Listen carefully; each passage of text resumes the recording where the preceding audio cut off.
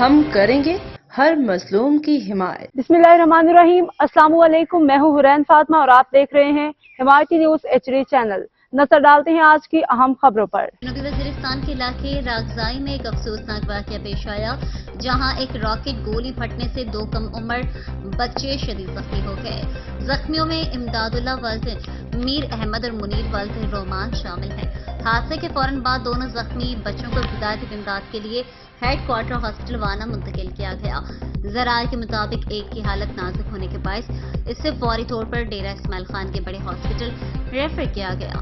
Doctors کے مطابق متاثرہ بچے گہرے زخموں کا شکار ہیں اور ایک کی حالت تشویشناک بتائی جا رہی ہے۔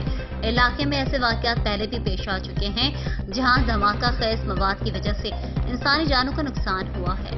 اب تک کے لیے اتنا ہی۔ مزید خبروں اور اپڈیٹ سے باخبر رہنے کے لیے دیکھتے رہیں حمایتی نیوز HD چینل۔